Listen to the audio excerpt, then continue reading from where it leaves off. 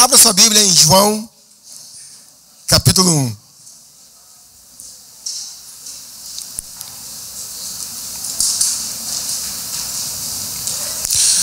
A gente vai fazer uma leitura inicial do capítulo 1, do versículo 1 ao 18, depois vamos fazer ler outros textos. Como eu falei domingo passado, a gente vai começar hoje uma série sobre o Evangelho de João, tá bom? Aprender um pouco sobre o Evangelho de João. Deixa eu fazer aqui uma pergunta. Quantos já leram o Evangelho de João todo? Levanta a mão aí. Ok, então vai ser bem mais familiar. Então, vamos começar hoje um estudo, talvez, de umas 5, 6 lições a respeito deste Evangelho. Então vamos ler capítulo 1, versículo 1 ao 18. Diz assim: no princípio era o Verbo estava com Deus e o Verbo era Deus. Ele estava no princípio com Deus. Todas as coisas foram feitas por intermédio dele e, sem ele, nada do que foi feito se fez. A vida estava nele e a vida era a luz dos homens. A luz resplandece nas trevas e as trevas não prevaleceram contra ela. Houve um homem enviado por Deus cujo nome era João. Este veio como testemunha para que testificasse a respeito da luz, a fim de todos virem a crer por intermédio dele. Ele não era luz, mas veio para que testificasse da luz, a saber, a verdadeira luz que, vinda ao mundo, ilumina todo homem. O Verbo estava no mundo, o mundo foi feito por intermédio dele, mas o mundo não o conheceu. Veio para que era seu e os seus não o receberam. Mas a todos quantos o receberam, deu-lhes o poder de serem feitos filhos de Deus, a saber, aos que creem no seu nome, os quais não nasceram do sangue, nem da vontade da carne, nem da vontade dos homens, mas de Deus. E o Verbo se fez carne e habitou entre nós, cheio de graça e de verdade, e vimos a sua glória, a glória como do unigênito do Pai. João testemunha a respeito dele e exclama: este é o de quem eu disse, o que vem depois de mim tem, contudo, a primazia, porquanto já existia antes de mim.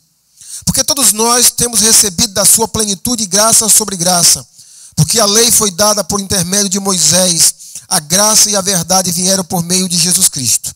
Ninguém jamais viu a Deus, o Deus unigênito que está no seio do Pai é quem o revelou. Vamos orar mais uma vez, meus irmãos.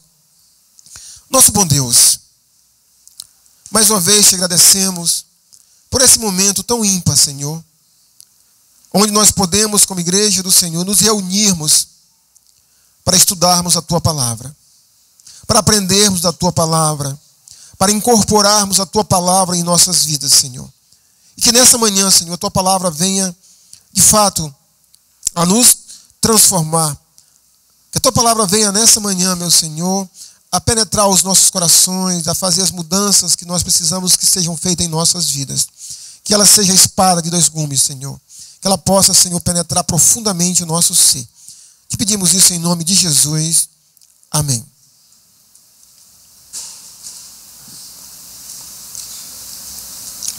Meus irmãos, quando a gente começa a pensar um pouco mais a respeito da Bíblia e não na Bíblia, tem tantas coisas que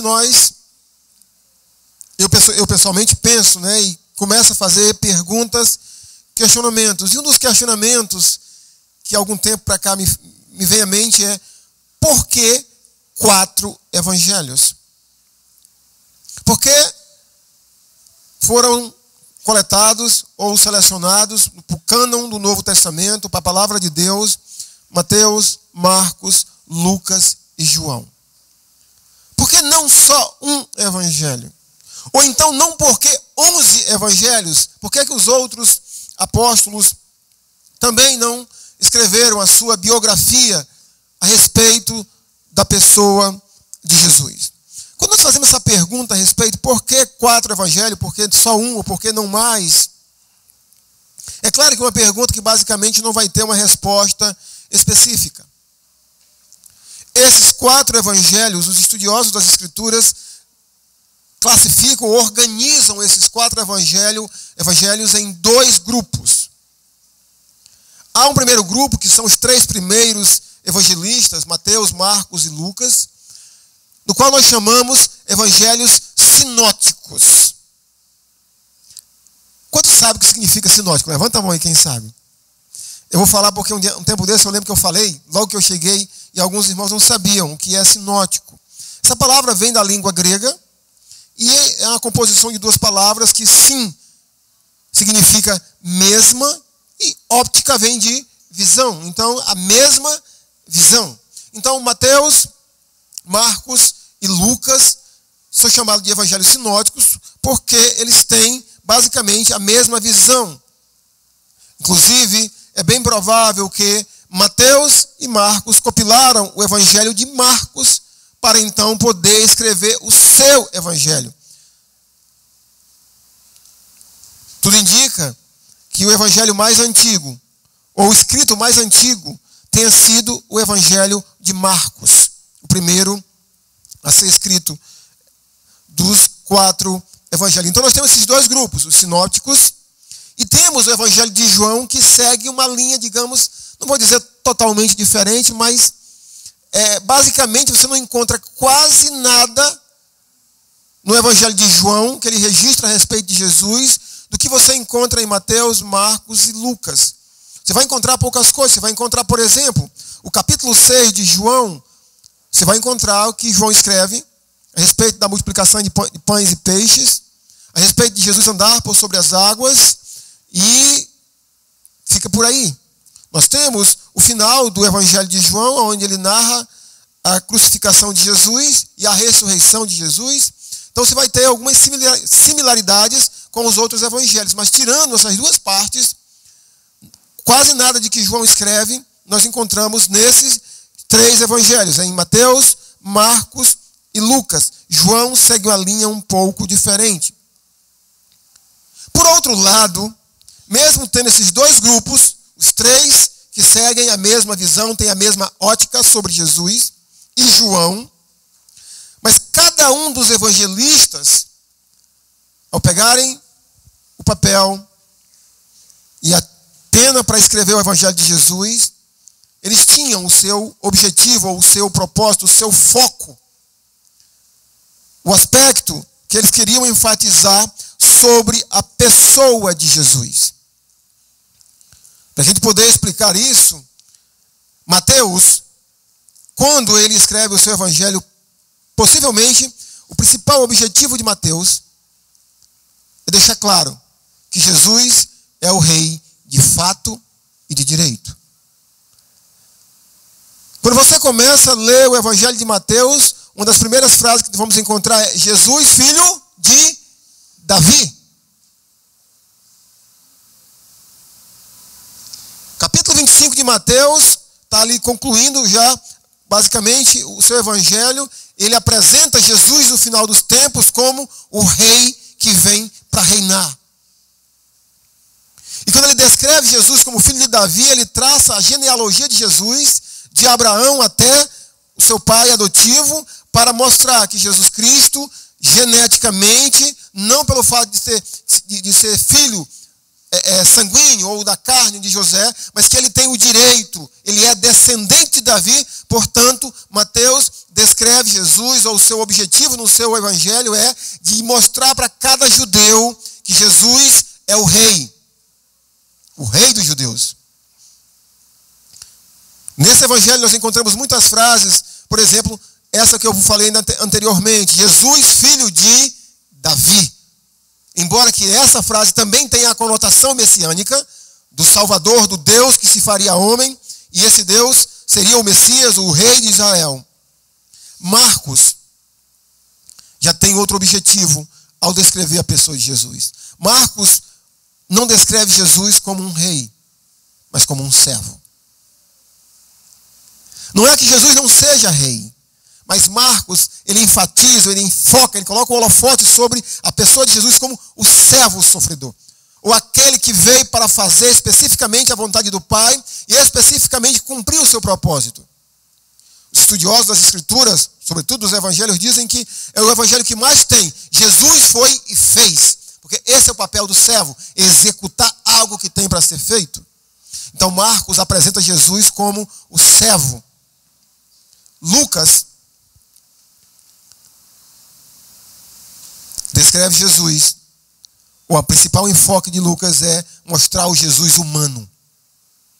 Um homem, mesmo sendo Deus que se fez carne, mas ele também é homem. E vai enfatizar em diversos aspectos da humanidade de Jesus. Mais do que Mateus, mais do que Marcos e muito mais do que João. Embora João também o faça. Mas quando nós olhamos João, qual é o enfoque de João sobre a pessoa de Jesus? João não descreve Jesus como um rei apenas. Embora Mateus também não faça. Como um servo apenas. Embora João também o faça. Em todo momento, Jesus diz aqui em vários momentos que ele veio para fazer a vontade do Pai. Mas o enfoque de João sobre a pessoa de Jesus é que ele é Deus. É que ele é Deus. E a abertura do seu evangelho começa exatamente nisso. No princípio era o verbo, e o verbo estava com Deus, e o verbo era Deus. Jesus é Deus. E esse é o enfoque do evangelista, ou de João, né, na pessoa de Jesus. Em outras palavras, quem é Jesus? Segundo João. Jesus não é só um rei, ou só um servo, ou só um homem. Jesus é o Deus que se fez carne. Talvez a pergunta de João para os seus, possivelmente, compatriotas não seja quem é Jesus, mas quem é o Messias. O Messias é Jesus. E quando João, na abertura do seu evangelho, faz isso, é muito claro o que ele quer nos falar, enfatizar, focar sobre a pessoa de Jesus Cristo. Antes que nós entramos nessa questão sobre a pessoa de Jesus, deixa eu só rapidamente lhe dar para você a estrutura deste evangelho. Os primeiros 18 versículos que nós lemos, eu não vou usar a palavra que os teólogos usam, prólogo. Vamos dar uma palavra mais entendível para nós. É uma introdução. É a maneira pela qual João introduz seu evangelho mostrando quem é Jesus. No versículo 19, ao final do capítulo 1, nós temos João, o evangelista, apresentando o testemunho de João Batista a respeito de Jesus, o batismo de Jesus e os primeiros convertidos a Jesus. É como se todo o capítulo 1 fosse uma introdução ao evangelho, ou o livro que João escreveu. Do capítulo 2 ao capítulo 12, nós temos um segundo bloco, que poderíamos chamar de o livro dos sinais. João agrupa, seleciona 7 sinais para exatamente nos deixar claro quem é Jesus. É tanto que quando a gente lê o primeiro sinal descrito no capítulo 2, rapidinho, vamos só dar uma olhada só nessa frase. Versículo 11.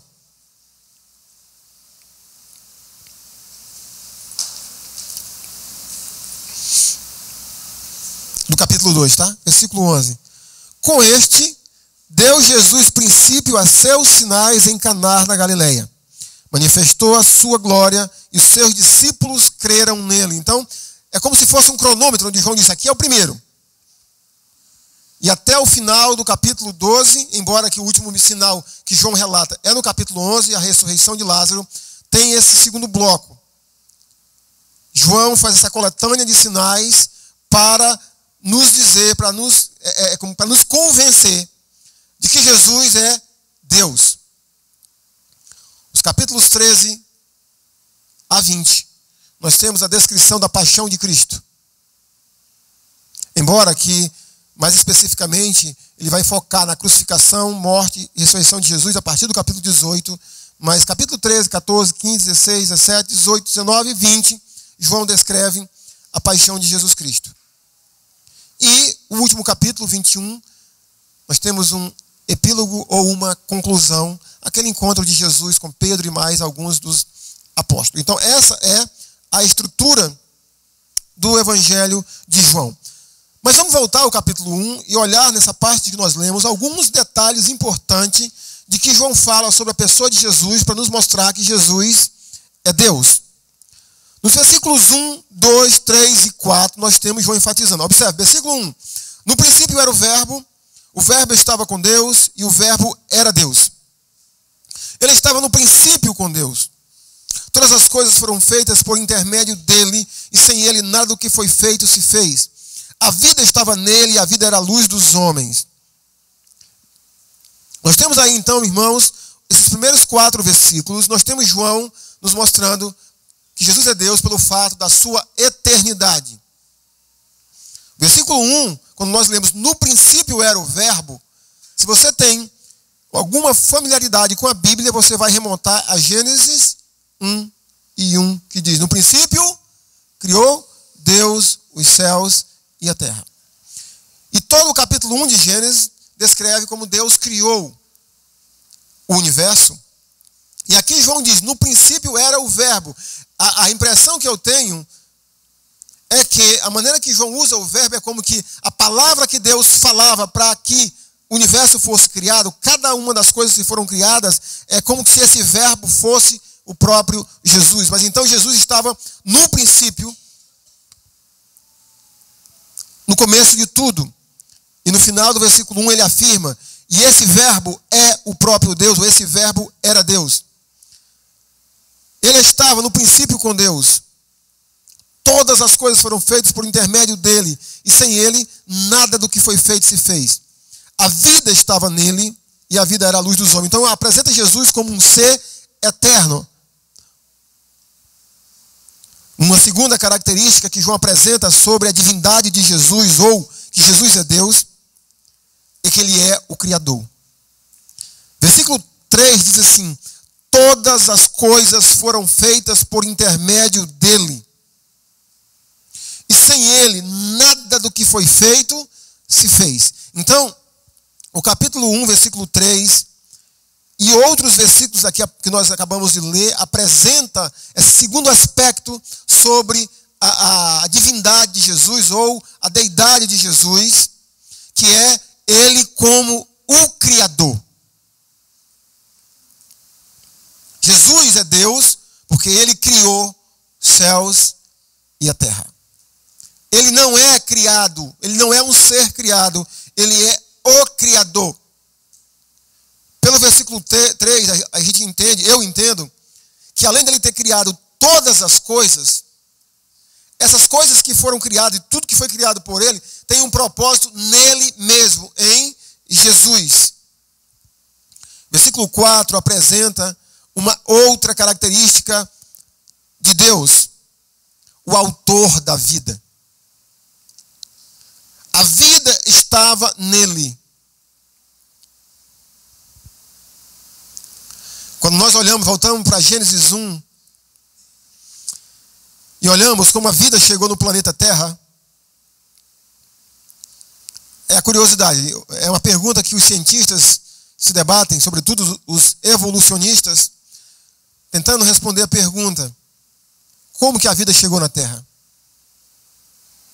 E se um dia eles chegarem a uma resposta, eu quero ver a segunda pergunta que vem depois disso. Como que a morte chegou na Terra? Mas aqui João descreve que a vida é de Jesus. Ele é o autor da vida. Ele é o dono da vida. Ele é o que sustenta a vida. Embora que aqui você possa entender tanto a vida, no sentido da vida física do planeta como um todo, tudo que tem vida, mas também João nos leva a ver a vida no aspecto espiritual, quando ele introduz a metáfora que a vida era a luz dos homens. E a partir dessa início, quando ele fala de luz, a gente vai ter em todo o evangelho esse contraste entre luz e trevas. Luz tem a ver com vida, com verdade. Trevas com o pecado, com a condenação, com a separação do homem de Deus. Portanto, Jesus também é o autor da vida. E no versículo 18, João apresenta Jesus como o Deus unigênito. O único Deus. O início desse evangelho, irmãos, tem muitas características com Hebreus, capítulo 1, os versículos 1 a 3, quando fala novamente sobre a pessoa de Jesus. Mas aqui João diz, ninguém jamais viu a Deus. O Deus unigênito, ou seja, o único Deus, Jesus, que está no seio do Pai, é quem o revelou. Então Jesus é o único Deus, mesmo sendo o Filho unigênito também, ele é a expressão exata de Deus. É o próprio Jesus quem revela quem é Deus. E também, no decorrer de todo o evangelho, a gente vai ver, inclusive, os judeus querendo matar Jesus, quando ele auto se denomina Filho de Deus. Porque na mente dos judeus, eles tinham a compreensão que se um homem diz que é Filho de Deus, ele está dizendo que ele é Deus. Mas o evangelho de João apresenta outras características da divindade de Jesus, além dessas quatro iniciais. Eternidade, o Criador, autor da vida e o único Deus. João apresenta Jesus como substituição de figuras ou de instituições do Antigo Testamento. Versículo 14, nós temos uma ideia interessante aqui. Quando João diz que esse verbo, Jesus, se fez carne, diz assim, e o verbo se fez carne e habitou entre nós, cheio de graça e de verdade, e vimos a sua glória, glória como do unigênito do Pai. O verbo se fez carne. Qual a figura que João está evocando do Antigo Testamento? Aqui. A figura do tabernáculo. Quando o povo judeu saiu do Egito, e Deus dá a ordem para que Moisés mandasse construir o tabernáculo, e o tabernáculo foi construído. Até, inclusive, acho que o ano passado, o ano atrasado, eu trouxe uma série sobre o livro de Números, e eu expliquei, mostrei, inclusive, mostrei no slide, como é que era a estrutura do povo de Israel. Mas imagina só que todos nós aqui somos uma nação de Israel no deserto. O tabernáculo ele era armado. Vou tentar aqui bem para o meio. Bem no centro do acampamento de Israel. E ficavam 3 tribos de um lado, 3 tribos do outro lado, 3 tribos atrás e 3 tribos na frente. O tabernáculo ficava onde? No meio.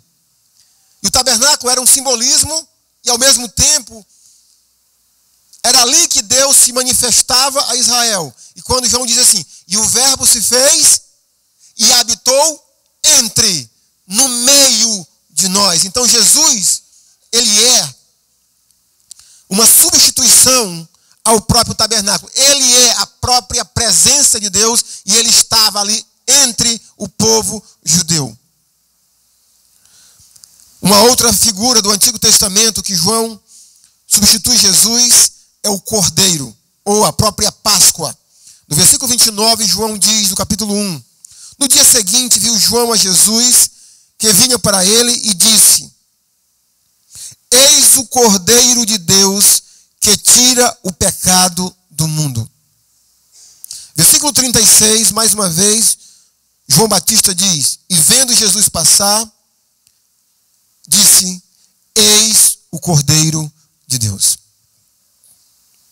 Nós estamos chegando aí na semana da Páscoa, e hoje o cão diz assim, o ovo da Páscoa é quem traz todas as doenças do mundo, né? E vocês ainda caem nessa, alguns. Mas a Páscoa judaica, as coisas que os judeus celebravam a Páscoa, os elementos, vamos chamar assim, tinha ervas amargas,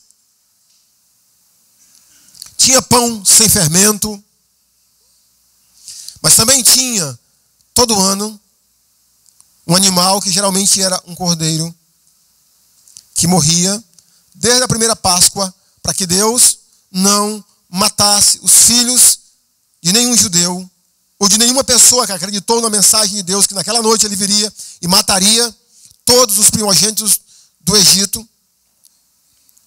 Pegaram o sangue desse cordeiro, passavam sobre as portas, do lado da porta, e esse sangue era um sinal para que o anjo do Senhor, ou o próprio Senhor, não matasse os primogênitos. Quando João Batista diz essa frase, eis o Cordeiro de Deus, fica para mim muito claro que não só a primeira geração que celebrou a Páscoa, mas as demais gerações que vinham e que celebravam a Páscoa, quando eles matavam aquele cordeiro, eles tinham a concepção de que aquele animal que estava morrendo por causa dos seus pecados. E que aquele animal que estava morrendo, ou que morreria, pagaria os seus pecados. Que o sangue daquele animal cobriria os seus pecados. Mas quando João Batista olha para Jesus, ele diz assim, eis o Cordeiro de Deus. É ele, é essa pessoa que tira o pecado do mundo. Não é um animal, é Jesus que tira o pecado do mundo. Uma outra figura que Jesus Cristo substitui no Evangelho de João é a serpente de bronze. João 3,14, Jesus diz, e do modo porque Moisés levantou a serpente no deserto, assim importa que o Filho do Homem seja levantado. Mais uma vez a necessidade de você lembrar o que significava ou o que simbolizava aquela serpente. O povo de Israel pecou, murmurou, e Deus mandou serpentes abrasadoras, venenosas, que matou muitos dos judeus. E quando a praga se estendeu por todo o acampamento de Israel, Israel clamou ao Senhor, Deus disse a Moisés que mandasse fazer uma serpente de bronze. Que colocasse aquela serpente de bronze sobre uma estaca e levantasse aquela serpente de bronze. E qualquer pessoa que fosse mordida por uma serpente de verdade, ao mirar naquela serpente, ficaria sarado da mordidura da serpente. E aqui Jesus diz assim, da mesma maneira que a serpente foi levantada, o Filho do Homem também vai ser. Da mesma forma que aquela serpente de bronze curou aquelas pessoas do veneno que mataria elas, o Jesus, o Filho de Deus, cura qualquer pessoa que crer na sua morte, sepultamento e ressurreição. Ele é curado do veneno do pecado, da morte eterna. Então Jesus substitui a serpente do deserto, a serpente de bronze. Em quarto lugar, Jesus também é um substituto do templo. Capítulo 2, versículo 19 diz, o próprio Jesus falando, Jesus lhes respondeu, destruí este santuário e em 3 dias o reconstruirei. Então Jesus está dizendo que ele é o verdadeiro templo. Assim como ele é a substituição do tabernáculo, que precede o templo, ele é o próprio templo. E quando ele se refere a essa situação aqui, João, o evangelista, diz que ele e os demais discípulos não entenderam. E vieram entender o que Jesus estava dizendo depois da ressurreição de Jesus, que entendeu que o santuário que ele se referia, o templo que ele se referia, era o seu próprio corpo. Em quinto, Jesus, ele é o grande eu sou.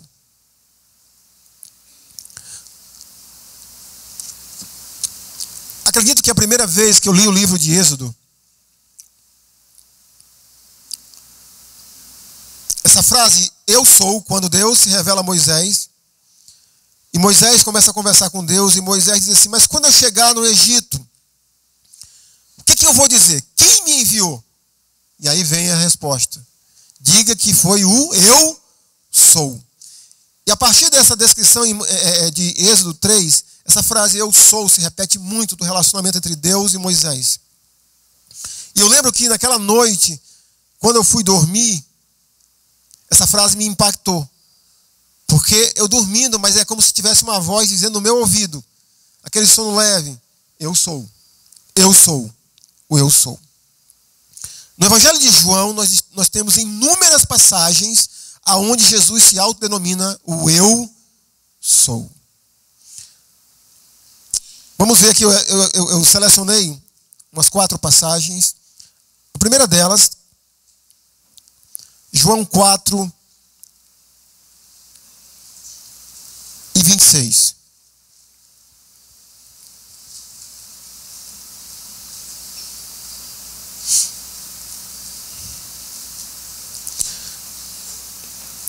João 4 e 26. Observe que na sua Bíblia é possível que essa frase que eu vou falar, o eu sou, no caso, está em caixa alta.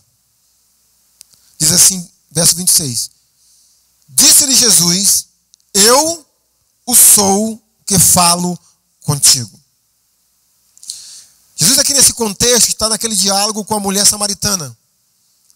E ela, nesse diálogo com Jesus, ela diz que Jesus fala que a salvação vem dos judeus, ou seja, o Messias descende dos judeus. E ela diz, eu sei, Senhor. Alguém já me falou.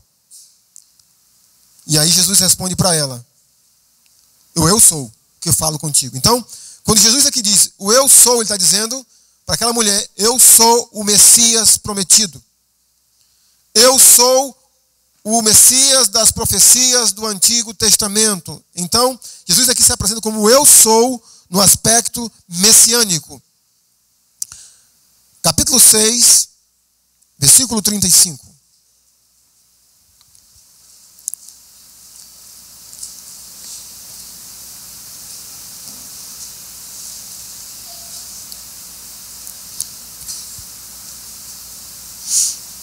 João 6,35, Jesus diz, declarou-lhes, pois, Jesus, eu sou o pão da vida. Por que essa, mais uma vez, é uma descrição da divindade de Jesus? O diálogo aqui tem a ver com o povo de Israel na época de Moisés no deserto. E Deus, para que aquele povo não morresse de fome, entre tantas coisas que Deus fez, Deus mandou o maná do céu. Era Deus que sustentou aquele povo por meio da sua providência. E quando Jesus diz assim, eu sou o pão da vida, ele está dizendo, eu sou o próprio Deus que sustentou vocês. Capítulo 8, versículo 12.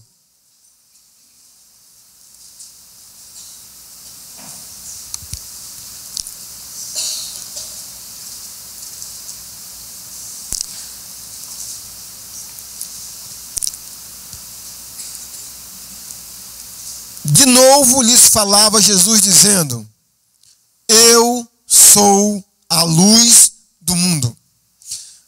Lembra que no capítulo 1, versículo 4, Jesus diz, deixa eu só voltar aqui rápido, exatamente como diz o texto. Versículo 4. A vida estava nele e a vida era a luz dos homens. E aqui Jesus fala, de novo lhes falava Jesus dizendo, eu sou a luz do mundo. Mais uma vez, a ênfase sobre a luz, no caso, o eu sou, no caso, a luz do mundo. Quem ilumina, quem dá a direção às pessoas, é Ele que tira o ser humano do pecado, das trevas do pecado. Mas, mais uma vez, Ele se autodenomina como eu sou. Versículo 28 do capítulo 8.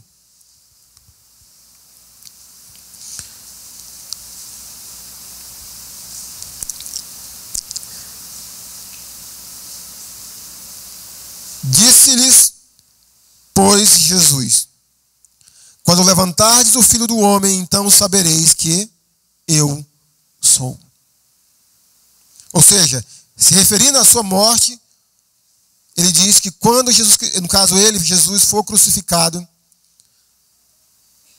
aquelas pessoas da sua geração saberiam que ele é o eu sou.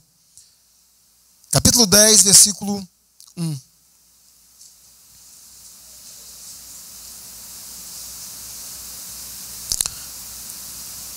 Desculpa, não é o 1, é o 11, tá, gente? Capítulo 10, versículo 11.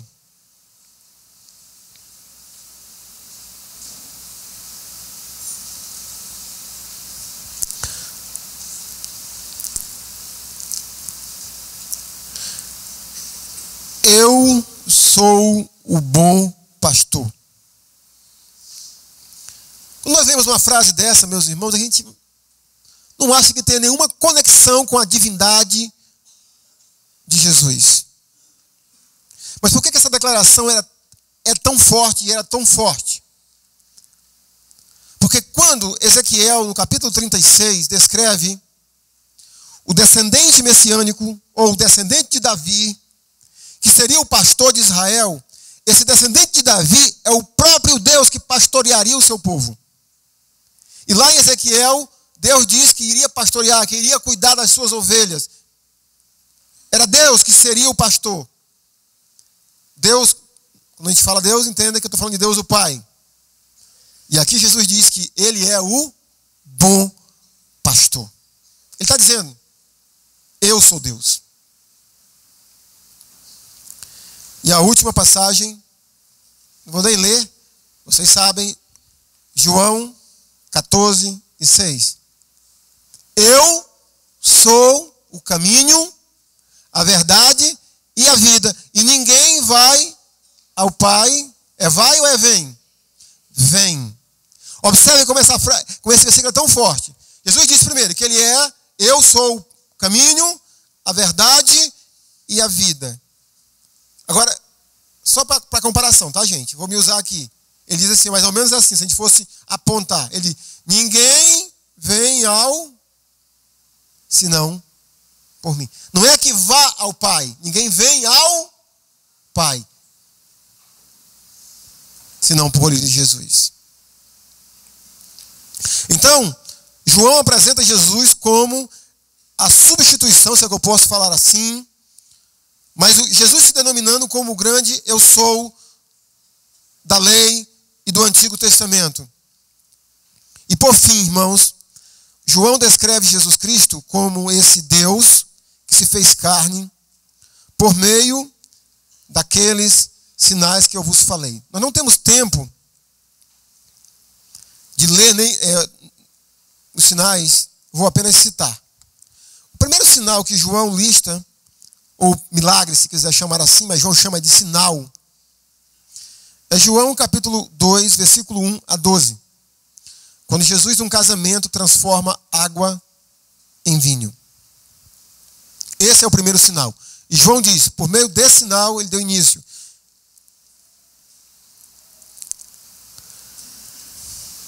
Vou dar um tempinho para você estar anotando. O segundo sinal que João lista no seu evangelho, no capítulo 4, versículo 46 a 54. Jesus cura um filho de um oficial romano que está doente, muito doente, mesmo sem tocar naquela criança ou naquele rapaz. Então ele cura à distância. Esse é o segundo sinal. O terceiro sinal está no capítulo 5, versículo 1 ao 11, quando Jesus cura um paralítico que está há 38 anos numa maca. Jesus faz aquela pergunta bem interessante. Ele olha para aquele paralítico e ele diz, queres ser curado? E ele cura aquele homem que está há 38 anos. Se fosse hoje, numa cadeira de roda, ou talvez numa cama, porque possivelmente aquele homem era tetraplégico. Esse é o terceiro sinal. O quarto sinal, Jesus multiplica os pães e os peixes para alimentar uma multidão. Capítulo 6, versículo 1 ao 15.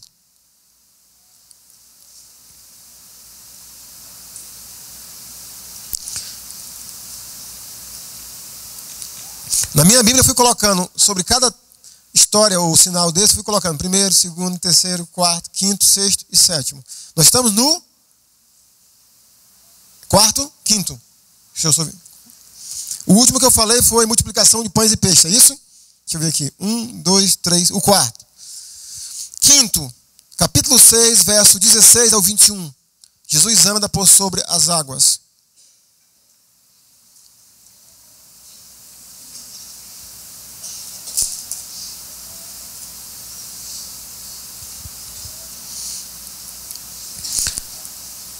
Sexto, capítulo 9, versículo 1 ao 12. Jesus cura um cego de nascença.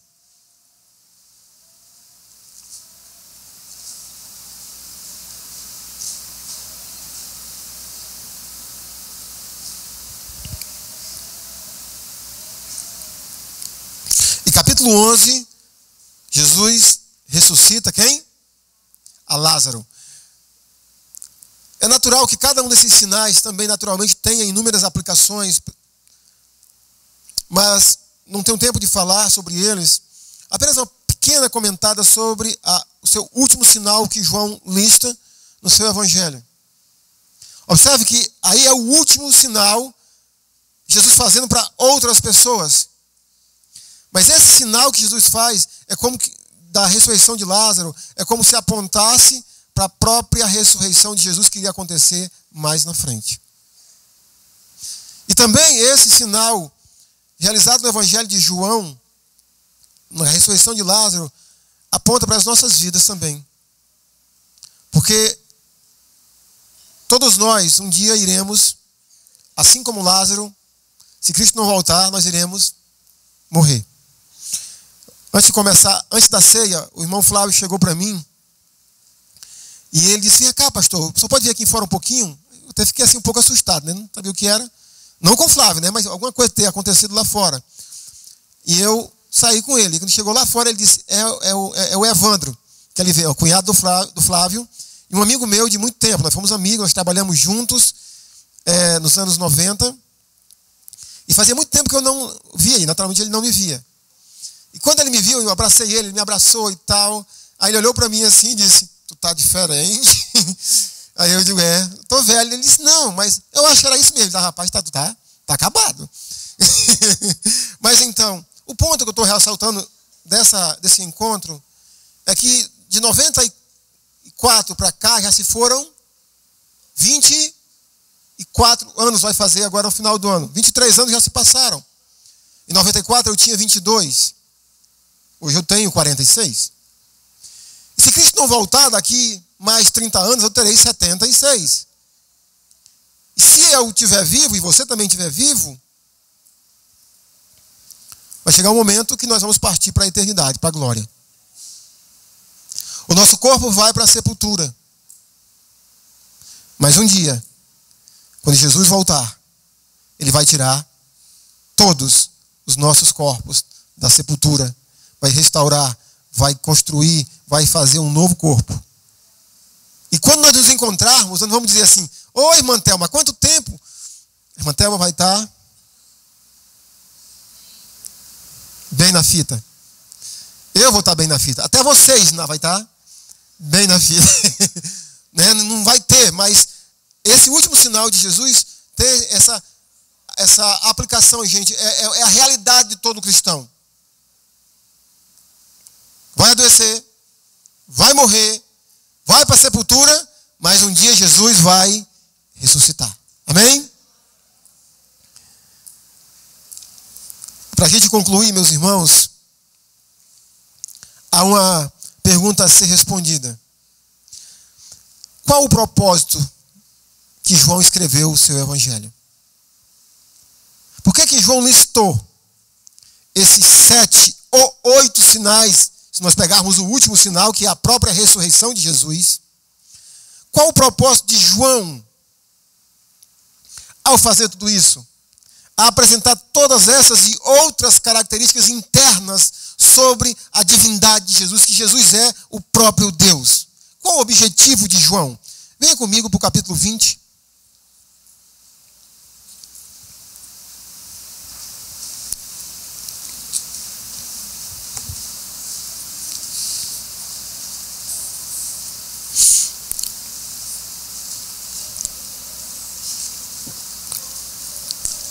Vamos ler os versículos 30 e 31.